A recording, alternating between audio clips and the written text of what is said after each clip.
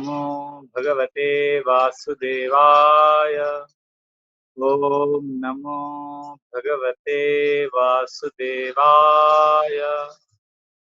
नारायणं नमस्कृत्यं नरं चैव नरोत्तमं देवीं सरस्वतीं व्यासं ततो जायामुद्धीरये।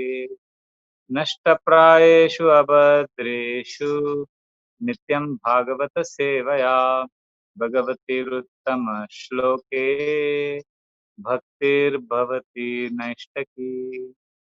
कृष्णाय वासुदेवाय देवकीनन्दनाय च नन्दगोपकुमाराय गोविन्दाय नमो नमः।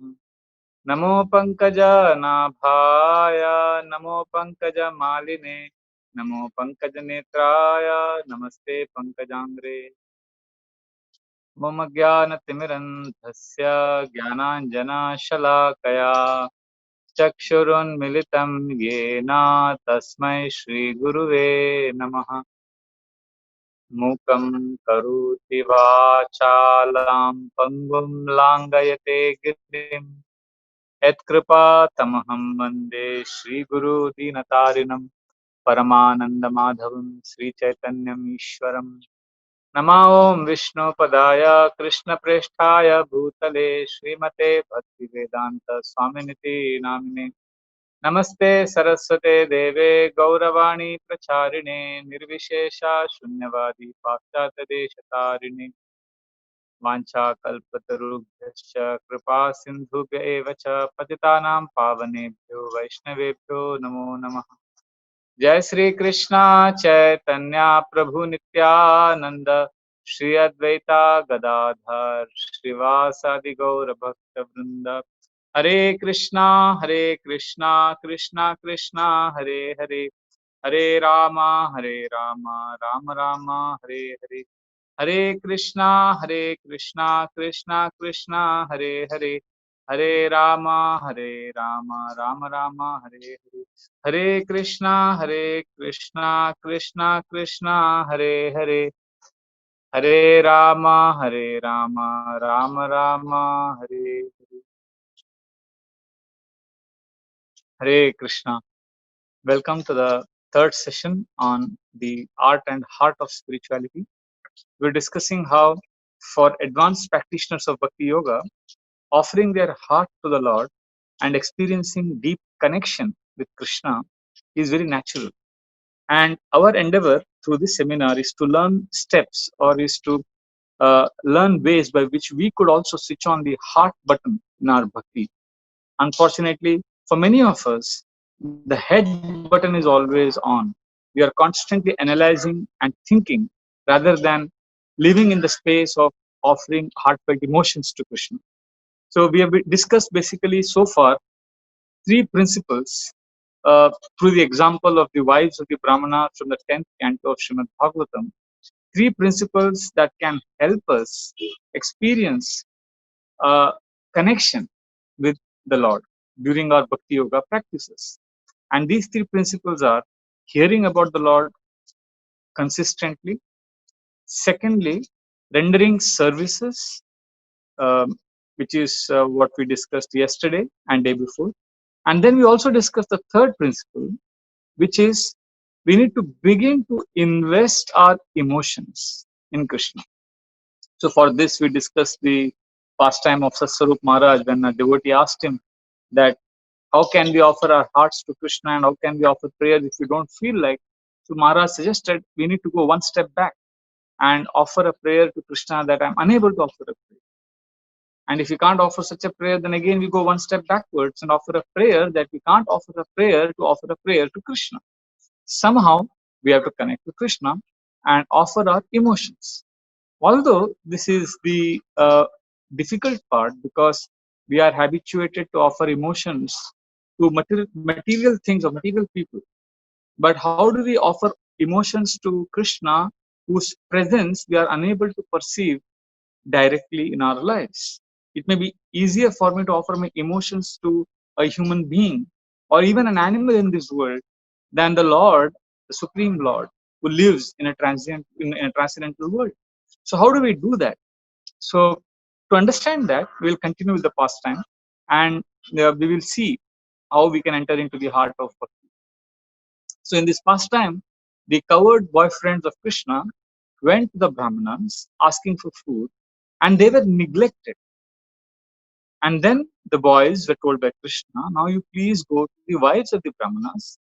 And when they went to these ladies who were simple hearted, these ladies immediately offered whatever they had. They collected that in the pots. They had cooked a huge feast for the yajna, and they ran towards Krishna like rivers rush towards the ocean. And their husbands, brothers, children, relatives tried to stop them, but they were unstoppable. They came rushing to Krishna and they offered everything they had to Lord Krishna and Balram. So when they came in front of Krishna in the forest, what did they see? Who was standing there? Krishna was standing there with the lotus flower in his left hand. He was twirling it, and his right hand was on the arm, on the shoulders. His right arm was on the shoulder of another friend of his. And Krishna was standing in his threefold bending form, and he looked stunningly beautiful. Shukdev Goswami describes that the sight which was beheld by the women, Shyamam Hiranya Vanamalya Barha Dhatu Pravalanattaveshamanumgratam se Vinyasta Hastaitareena Dhunanamabjam Karunotpala Mukhabjahasam. So, what was the scene? So, when they appeared there with all the prasadams for Krishna, they saw Krishna is Shamam. Krishna is in the complexion of a dark monsoon cloud. And this complexion of Krishna was contrasting beautifully with the cloth that he was wearing, which was Hiranya, which was golden yellow color. So Krishna's dark monsoon cloud complexion and yellow garments was creating an exceedingly beautiful sight. And to top all of this, he had a beautiful forest flower. Shamam Hiranya Paridim Vanamalya Bharha. He had a peacock feather. And his face and his body was decorated with Dhatu Pravala Natavesha Manogratamse. The Dhatu, the minerals of Vrindavan, the dust particles of Sri Vrindavan Dham were smeared on his body, and they were creating a very special effect of beauty in Krishna.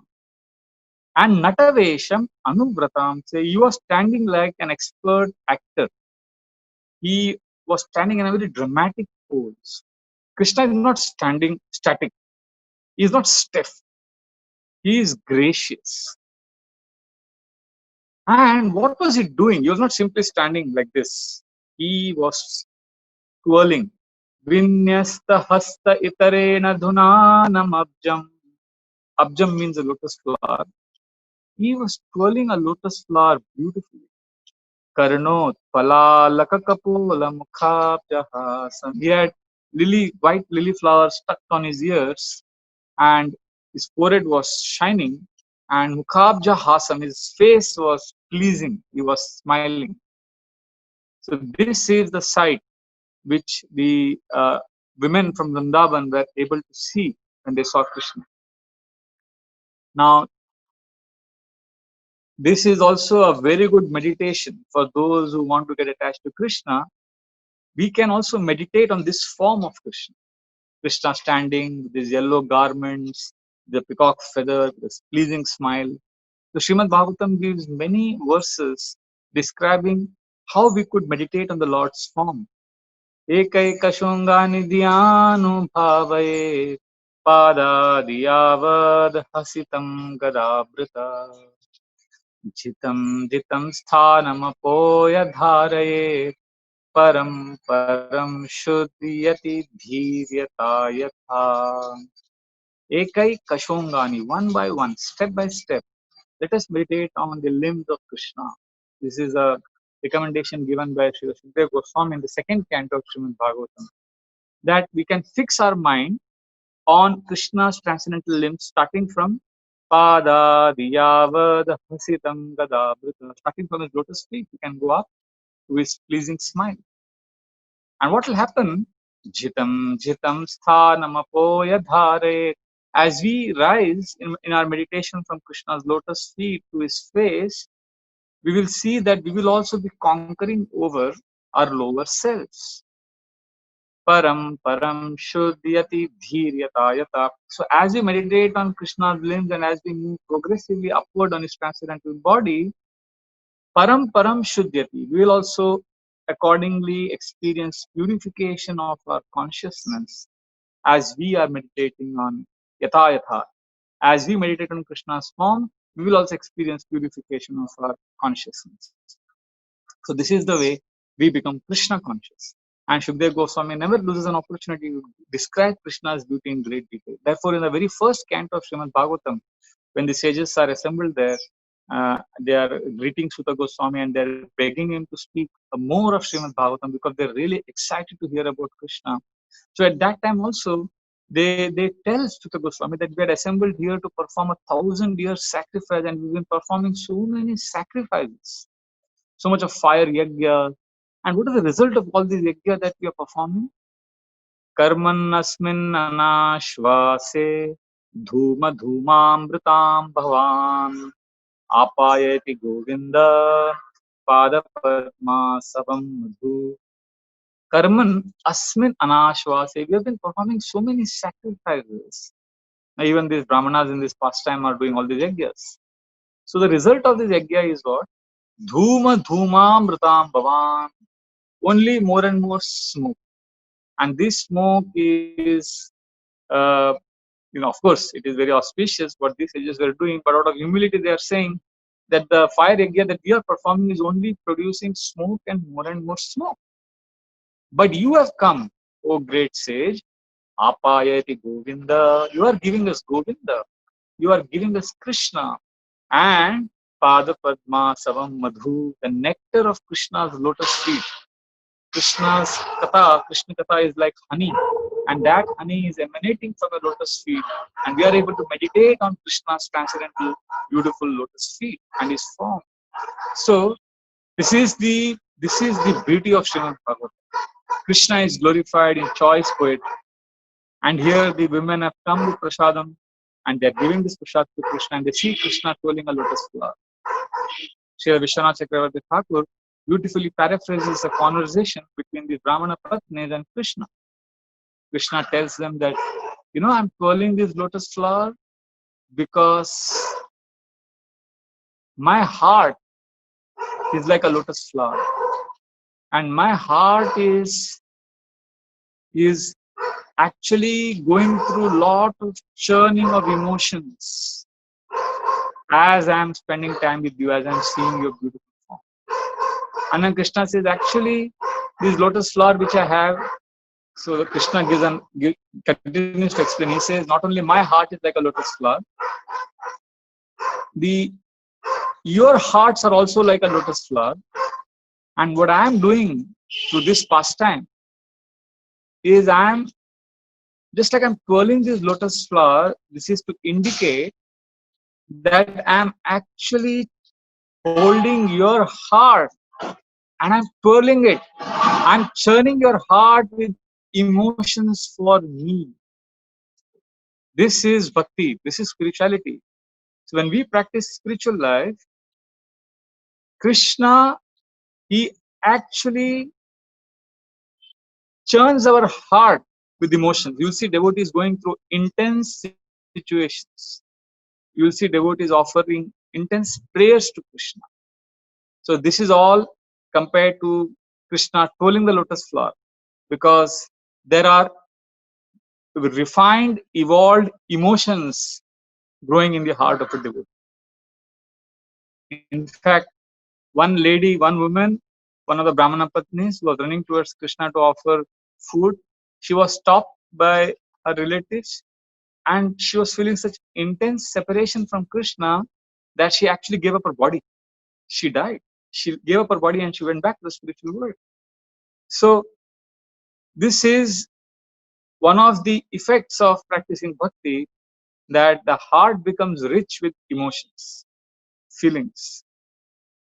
We find a similar description in the third canto of Srimad Bhagavatam, where when the four Kumaras entered the Vaikuntha abode of Lord Vishnu, they were stopped at the gate by the gatekeepers Jay and Vijay. So the four Kumaras, when they were entering, they were up to that point of time they were absorbed in Krishna's meditation on Krishna's impersonal form. But when they entered the Vaikuntha, they smelled the fragrance of Krishna's lotus feet dust, which was carried, and there is a tulsi decorating Krishna's Lord Vishnu's lotus feet. So the fragrance of the tulsi was carried in the air, through the air, and that entered the nostrils of the four Kumaras, and it created a churning of emotions in their heart. And from impersonalists, they became devotees of Krishna. तस्यारविन्दनयनस्य पदारविन्द किञ्जल्कमिश्र तुलसी मकरन्दवायु अन्तर्गतस्व विवरेण चकार तेषां संक्षोभमक्षरजुषाम् अपि चित्तः तन्वो तस्यारविन्दनयनस्य पदारविन्द. So meditating on Lord Vishnu's transcendental form, they entered, but Kinjalka Mishra Tulasi, the mixture of Tulasi mixed with the dust of the lotus feet of Lord, Makaranda Vayu, the air, the breeze carried the fragrance of Krishna's lotus feet dust and the Tulsi, and that entered the nostrils. Antargatasva vivarena chakara tesham sanshobham. It agitated the minds of the four Kumaras, and they were transcendently agitated, which means in Krishna consciousness, when one gets connected to Krishna, one goes through an emotional, spiritually uplifting experience. So this is a very, very important instruction in this pastime, that as we are practicing Krishna consciousness, as we are chanting, as we are improving and increasing our commitments in bhakti over the past so many years, we need to ask a question to ourselves: is our emotional relationship with Krishna active? Are we offering our hearts to Krishna? Are we connecting to Krishna at the emotional level? Or is it simply rituals?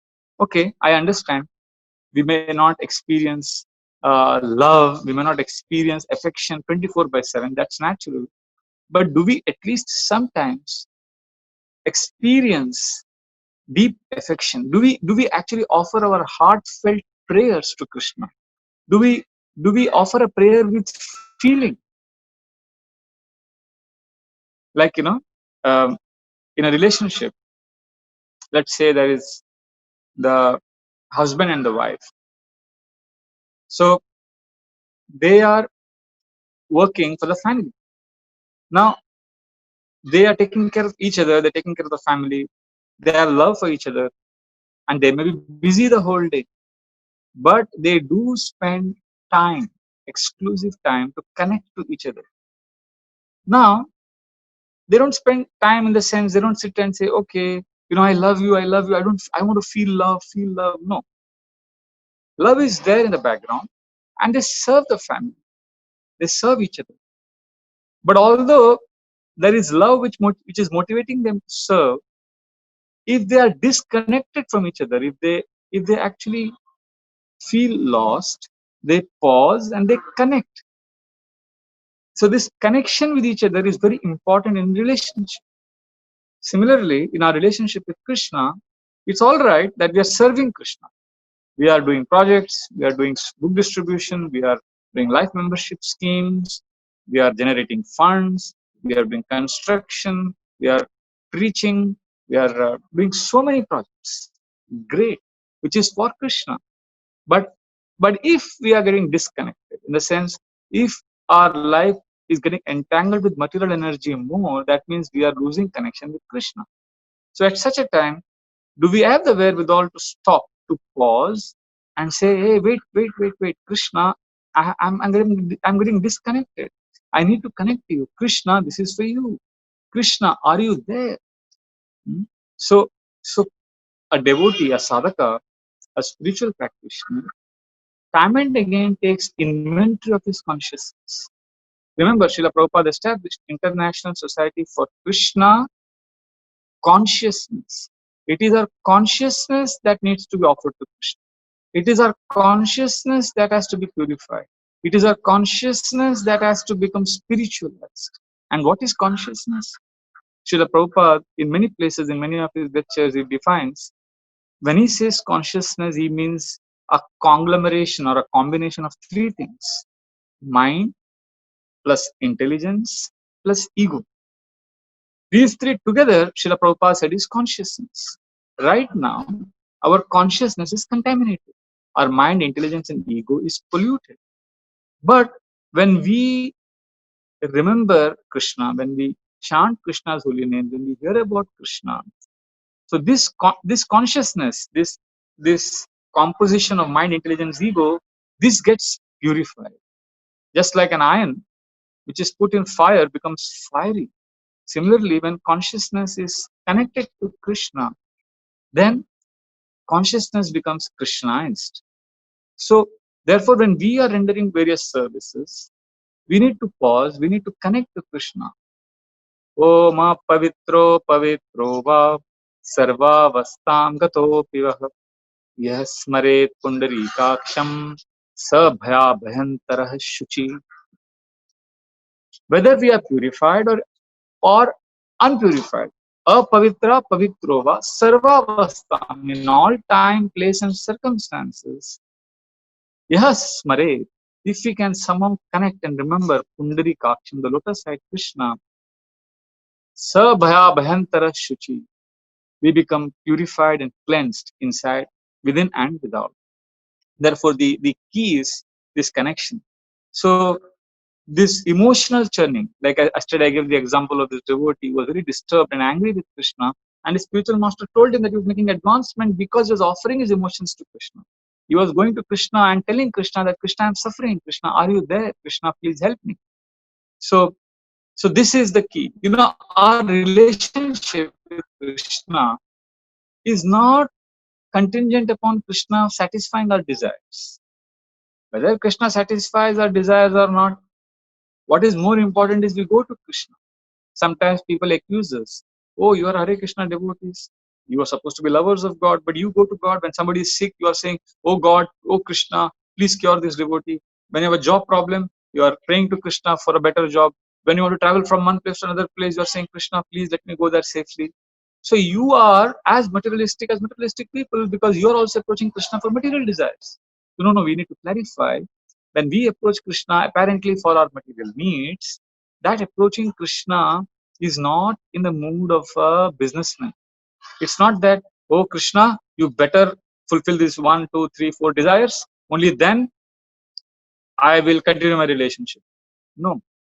We approach Krishna, and even if Krishna doesn't fulfill those desires, we continue to have a loving relationship with Krishna. So our entire goal of going to Krishna for our material things is not because we want those things, but we want to come closer to the Lord.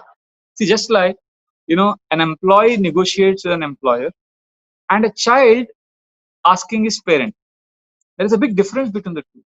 When an employee is asking something from his boss, the relationship is contingent upon his desires being fulfilled. But when a child is asking from his parent, whether the parent gives that thing to the child or not, the relationship remains intact. Similarly, as devotees, we approach Krishna. We offer our emotions to Krishna. For everything we ask Krishna. I know so many devotees, not only food they offer to Krishna before eating, even if they buy a pen, before writing the pen, they will offer in the altar of their house. Krishna, this is what I have purchased.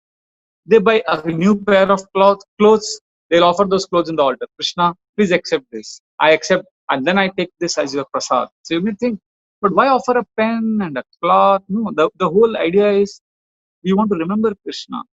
Yes, Maret Pundarikaksham Sabhaya Bhayantara Suchi. Our consciousness, mind, intelligence, ego gets purified when we offer our heart, our consciousness to Krishna. I know devotees who even before taking their medicines, they offer to Krishna.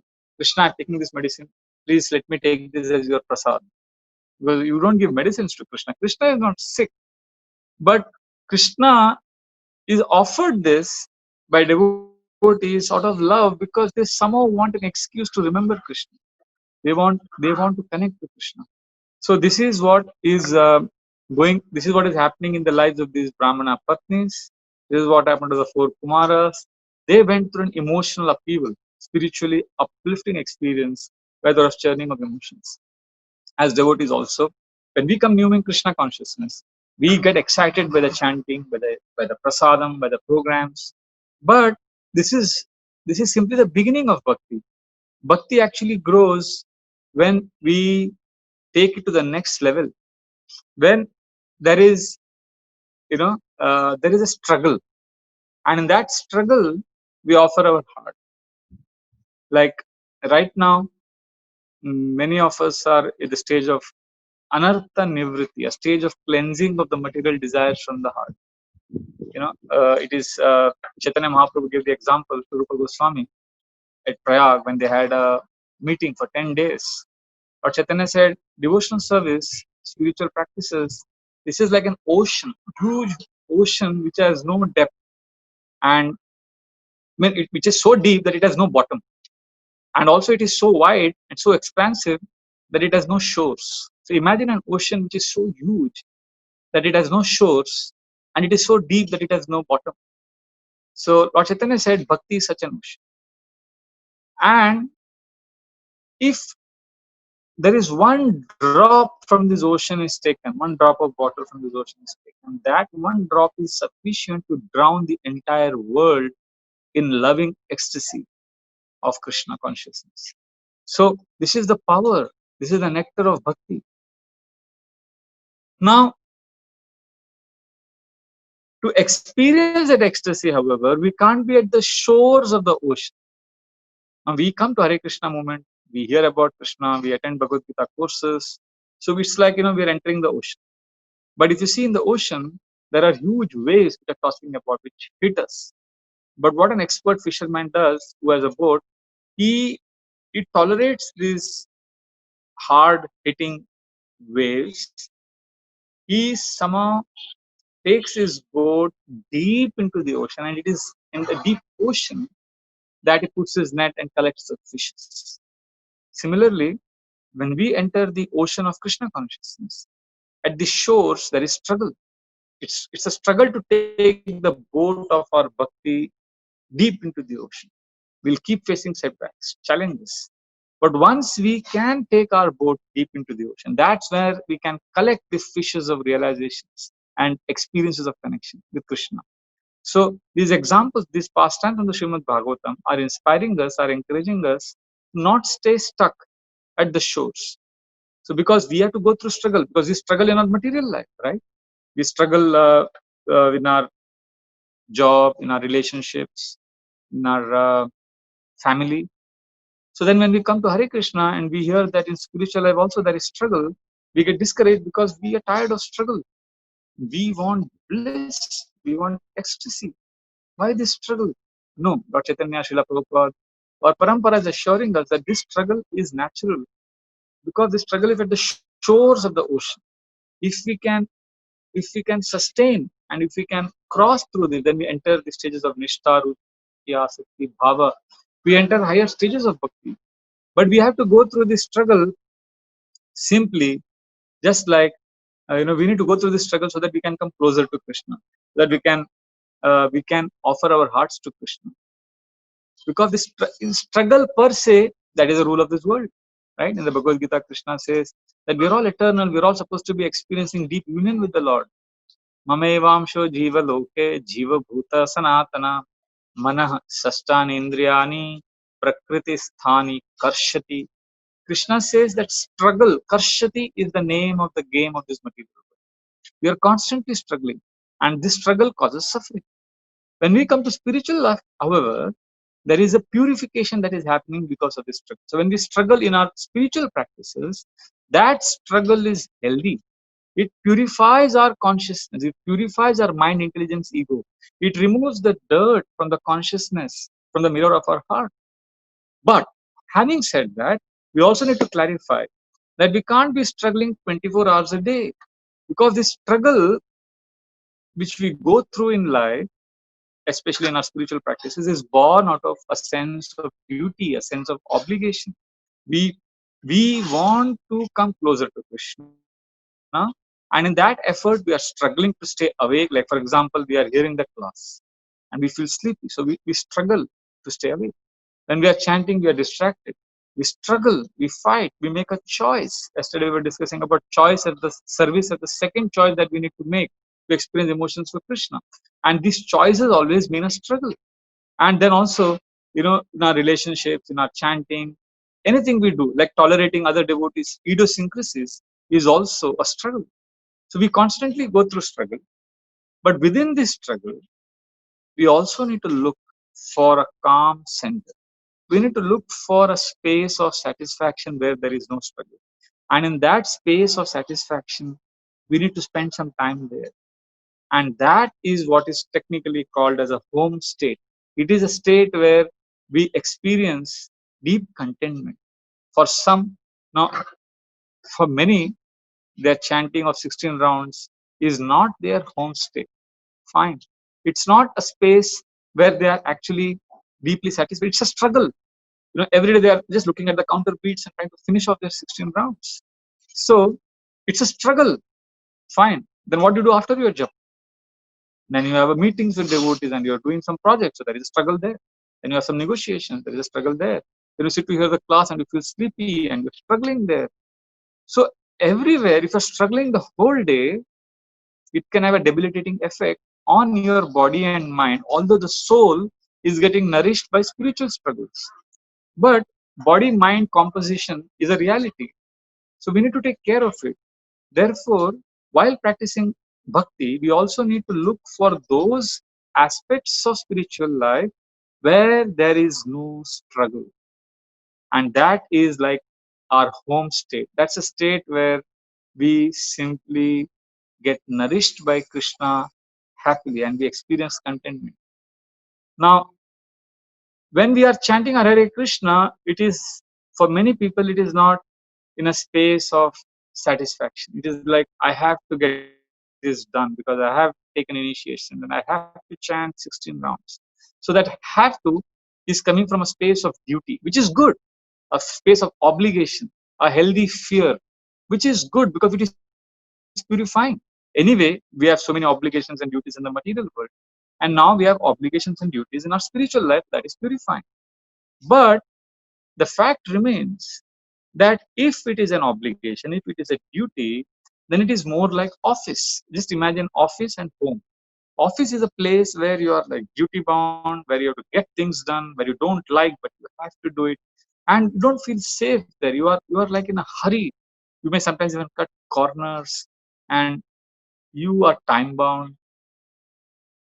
Unfortunately, for many of us, our japa, our chanting is also like in an office state. We want to get it done. We want to, so that we can do other things.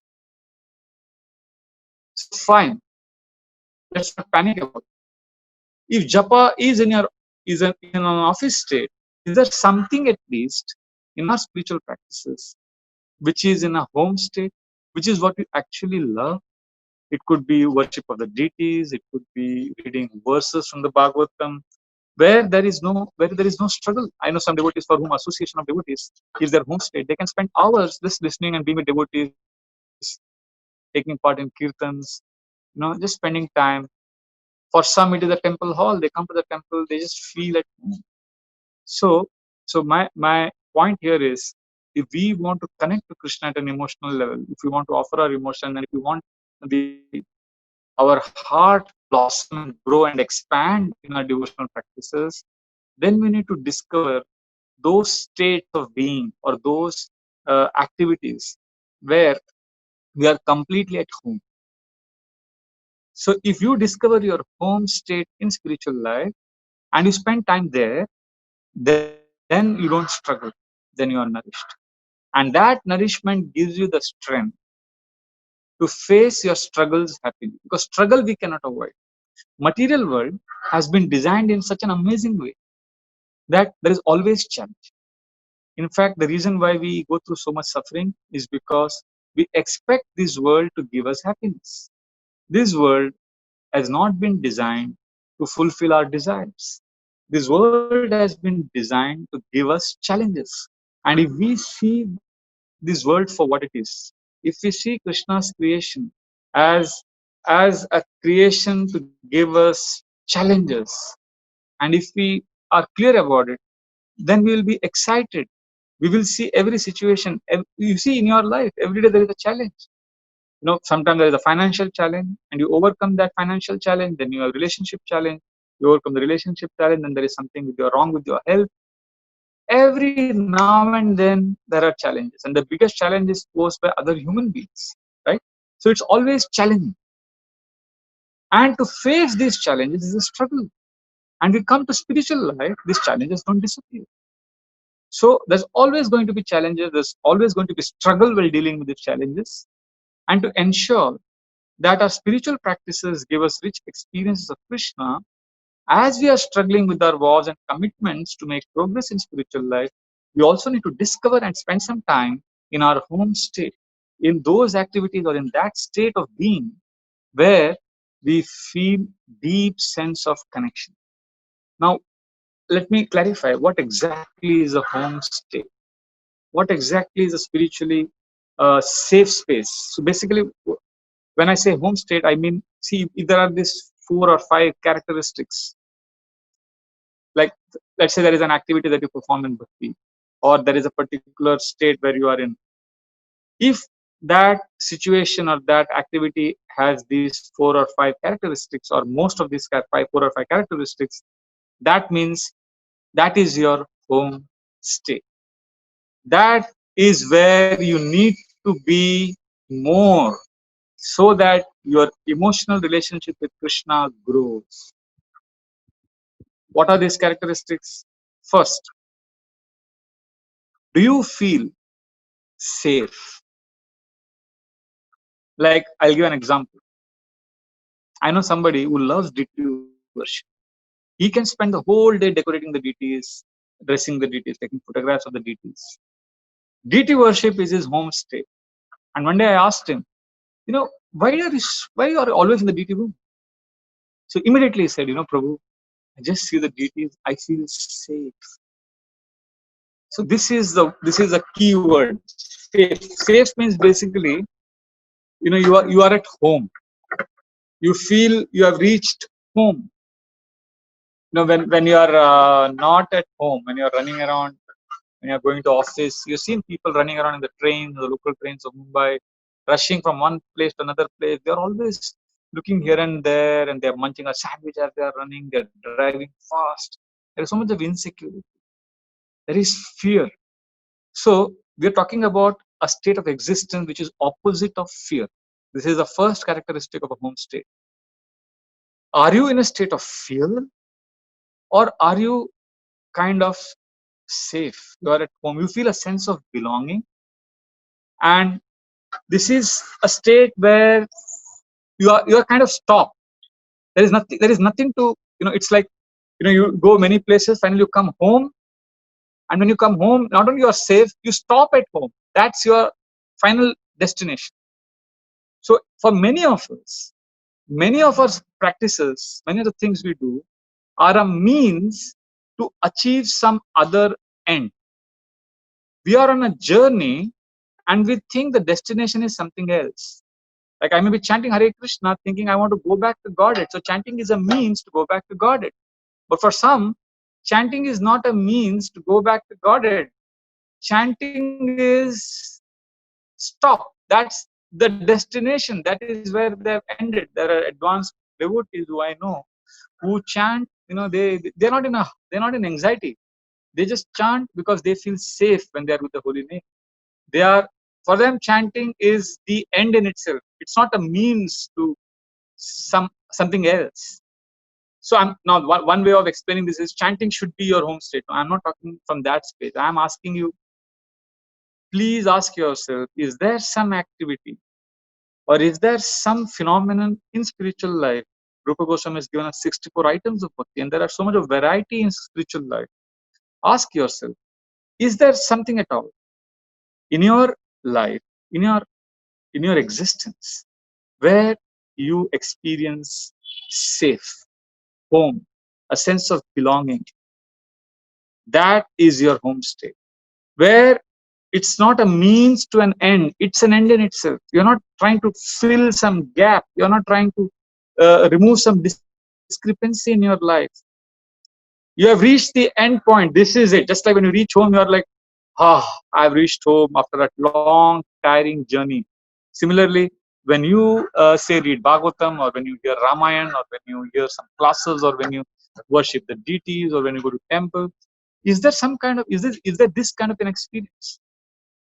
Whatever gives you that experience is your home state. It is fulfilling the first of those 5 characteristics: safe or stop.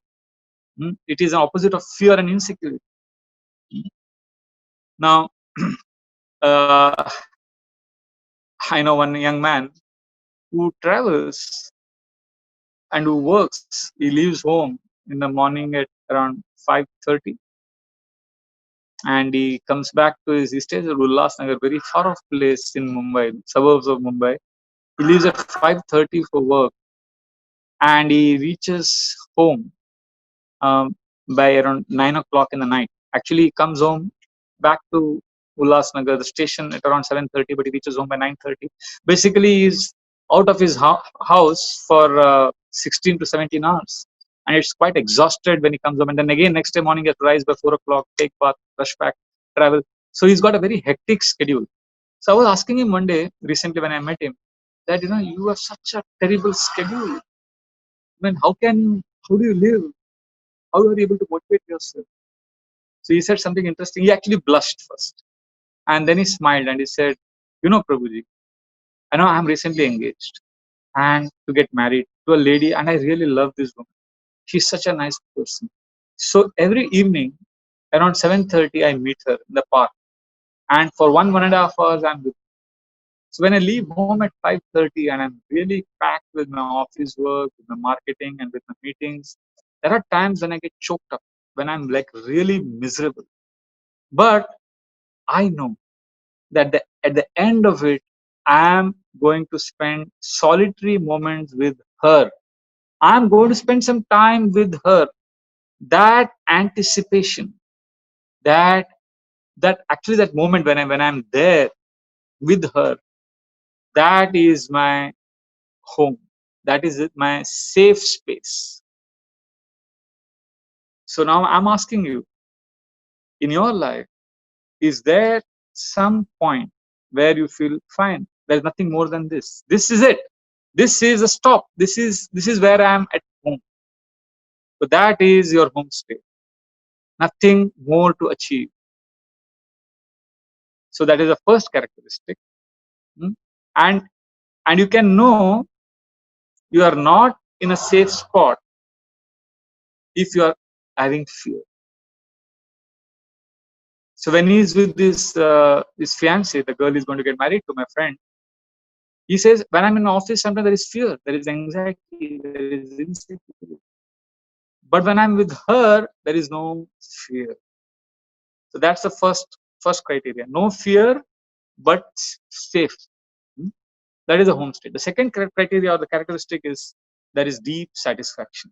Satisfaction or a sense of worth. Many of us are trapped by a need for approval from the world. Whatever we do, whatever we talk, most of the time we are looking for endorsement, certificate, approval, appreciation, acknowledgement from others.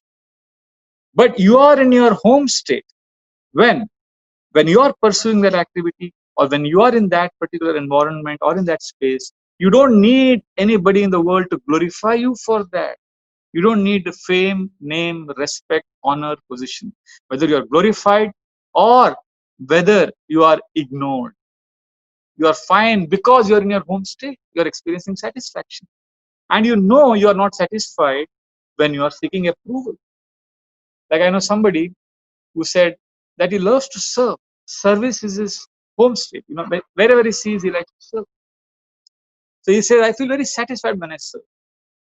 And then he said an interesting point. He said, one day when I was serving this Food for Life, I was serving the needy children.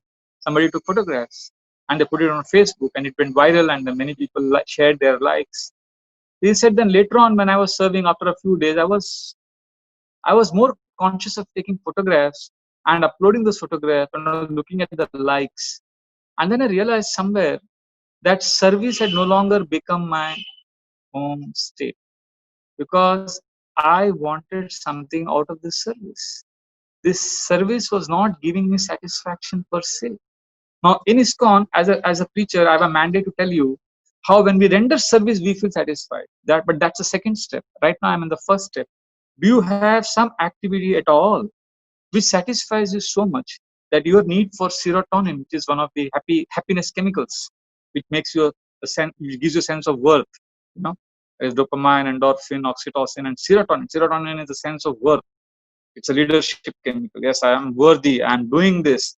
So this sense of worth is achieved or met, and you don't need the world to glorify you for this. Is there any activity at all where you are satisfied by the intrinsic nature of that activity? It's not extrinsic. The reward is not dependent on the world giving you honor. Like for example, there's somebody who loves to memorize the verses from the Srimad Bhagavatam. Now he memorizes the verses. I know this is one of my close friends, and he gives very, he gives classes, but he doesn't quote so many shlokas in the classes, and he gives okay kind of classes, but he knows so many verses from so many scriptures. But I hardly see him. He's not a very well-known preacher as such, but he knows a lot of verses and he's memorizing them all the time. But he memorizes these verses not so that he could quote them in classes. He's not looking for extrinsic rewards from those memorizing of verses. He's memorizing verses because that memorization of verses gives him the rewards in itself. So that satisfaction where you don't need the world to honor you. So let's see, you are in your home state. When you are in a particular state where if somebody ignores you or somebody praises you, same, it doesn't matter. So that is your home state, satisfaction. And you're not satisfied if you're looking for approval, if you're looking for likes and Facebook photographs, and if you're looking for endorsement, then you're not in your home state. Home state means where you are safe, which means you stop. That's the end in itself, and also you are satisfied. This is the second characteristic. Third is you are in your home state when you experience the birth of service. You want to give, and you want to give because you are small in this beautiful gigantic universe, and you want to give. There is kindness, gratitude, appreciation, love, service is born out of this state. I know many times, even I've spoken about this, and I've heard many people say that don't worry about love and satisfaction. Just keep serving, and satisfaction and love will be born out of service. That's true. But we're not talking about love or satisfaction or happiness taking birth out of service. No, I'm right now talking about service taking birth out of a state of love, satisfaction, and happiness. Like I know somebody who uh, who loves to serve. For him, service is home state, and when he serves, he becomes so happy and satisfied that he wants to serve more. That's fine, but not everybody is like that. I know somebody else who just loves to worship the deities, and when he worships the deities, he's so satisfied that he wants to serve others. Because he's so satisfied, he wants to give what is experienced from the deities to others. He will give prasadam to some other devotee, or he will give some photograph to some devotee. Kindness and love is a natural result, effect of you being in your home state. So when I'm saying service, or when I say, you are small, you are happy to give in a state of, sometimes we think when I'm satisfied, we mistake it to we mistake it to be pleasure or titillation of the senses. So that creates a sense of enjoyment. Now we are here right now not talking about enjoyment or control. Control and enjoyment is the antithesis of love. Control is opposite of love. When you are in love, when you love, you don't control, and when you control, there is no love. So we are talking about a space or a state where you want to serve, where you want to give. Kindness naturally flows. Gratitude naturally flows. Gratitude, appreciation, kindness, love. These are the effects of you being in your home state. So let me ask you, is there some state or is there some activity that you do after which or during which you feel a sense of contentment so much that naturally a service attitude is born out of it? You like to give. It's like a person who is satisfied after a meal and then he likes to serve. Okay, he likes to give charity. He's fresh, he's happy. So is there anything at all in your life which inspires you to give? That is your home state. So this is the third. So there are five or four or five. First is safe. You know, you are in your home state when an activity gives you an experience of being safe, satisfied. Safe means basically you are at home. You feel a sense of belongingness. You are satisfied in that activity. You don't need anything else from it. And service is born out of it. And also, very important, you are spontaneous. It's a stage where you are not bound by time. I've seen my own spiritual master, sometimes, used to give classes and he used to give kirtans. There used to be no sense of time. He was in another world. You know, uh, when we are mostly conscious of time, like right now I'm conscious of time, I have to end the class on time. So when we are conscious of time, there is rigidity. And when we are spontaneous, there is softness of heart. You're not constricted by time in your life. There is no obligation. Many times we are obliged. Many times we perform rituals. We are in a hurry. We are in a speed. But we are in a home state when when you're at home and you're not looking at the watch. You are just relaxed. There is. I remember when we went for yatras, we would go to Vrindavan sometimes, and morning the places we would visit and classes, and I would wait. And as soon as it would be 12:30, I remember the first yatra I went around 12:31. I thought this is lunchtime, so anytime the class would end and we would have lunch. But I realized it was one, the class went on, 2, 3, at 4:30 the class stopped, and I was hungry and I was hoping the class would end at 12:30. And at 4:30, then the managers of the yatra said, "Oh yes, now it's time for lunch. What do we do?" So they packed up, they removed all the chapatis and the sabji they had carried from the ashram in the morning. The sabji, the vegetables had got spoiled. Only chapatis was there and the rice was there. And then they had to go to the nearby houses in the villages of Vrindavan and get some pickles and some buttermilk, and then we had a prasadam. It was so spontaneous. Now, although I would have wished it was more better managerially organized, but another way to see this is the leader of the yatra, the devotees who were blissfully chanting, dancing, they were actually in their home state. For them, time didn't matter. When you're with the person you claim to love, time doesn't matter. So, when there is spontaneity and time is in the background, that means you're in your home state where you're not worried about time. That's another characteristic of your home state. And the last is, which is the most important, it is a state of surrender, sharanagati, shelter, where you are not struggling, where you are like, surrender means basically, surrender is a very esoteric term. People get confused when they hear the word surrender. When we hear the word surrender, we think it is somebody demanding you to be a slave. Okay, surrender, I'm your boss, and you be my sycophant slave. You just do what I'm ordering you. No, surrender is not somebody, a master ordering a slave or a servant. Surrender means let go the struggle. The opposite of surrender is struggle, karshati. So when I'm not struggling, when I let go, when Draupadi didn't struggle, she just let go. Krishna, I am yours. So surrender is when I'm not resisting, when I'm open to be influenced. When Draupadi raised her hands, she was in one sense taking a risk. She was giving her life to Krishna. So surrender means let go the struggle. Now we need to struggle, as I said in the beginning of today's class. Struggle is purifying. Anyway, we are struggling in our material life. So struggle is natural, and it is purifying us.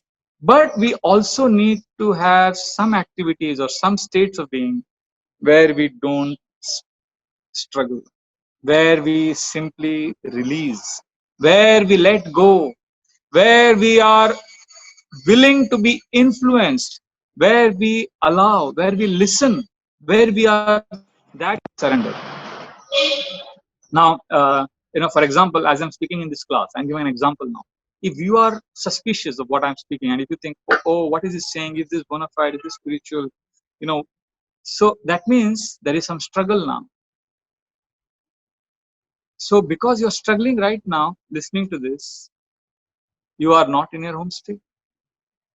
But when you're hearing a spiritual master's class and you are allowing yourself to be influenced and you are not resisting it, that's it. That means you're in your home state. That is your safe space. That is where you need to be more so that you are nourished. Like I know my friend, dear friend Anand Brindavan Prabhu. He's so senior. He's been in Hare Krishna devotee for more than 32 years. But he comes to temple and he hears Bhagavatam classes given by very new devotees. And sometimes I wonder what they can tell him. He is so advanced. But he's sitting right in the front and he's hearing very attentively, sometimes even a mediocre class. Externally, it may appear to be very mediocre. But he is blissful because he's not bothered about who is speaking. The Bhagavatam class is nourishing him. That's him hearing. So he's hearing without resisting. There is no suspicion in his heart. There is no confusion. He is simply allowing himself to be, is receiving. So that is surrender. So there are, we'll elaborate this. We'll discuss more in greater detail tomorrow. Tomorrow and day after, the last two sessions. But please understand, we are going to stop here now with the understanding of what is a home state, what is a spiritual state where we actually, if we live in that state, our emotions for the Lord will grow. And this is a state where these 5 characteristics are there, where you experience your safety, you are at home, you also are deeply satisfied, you see service is born out of this state, and fourthly, there is spontaneity where time is conspicuous by its absence, and last but not the least is it is a state of shelter or surrender. Just like a child is in the, a child is in the arms of his mother, the child is safe, the child is sheltered, the child is completely surrendered. Similarly, is there any space or any activity at all where we surrender? So these are the 5 characteristics of a home state. And in our next class, which is tomorrow, we are going to discover, or we are going to discuss how we can spend more time in this home state and experience. And when we spend more time in this state, you will see how you come closer to Krishna. So we will dive deeper into this subject matter in our class tomorrow. I want to stop here, and we'll summarize this again tomorrow when we meet, and we will take this forward. Thank you very much for your sincere attention. Hare Krishna. Granthra Srimad Bhagavatam ki jai. Srila Prabhupada ki jai. Hare Krishna.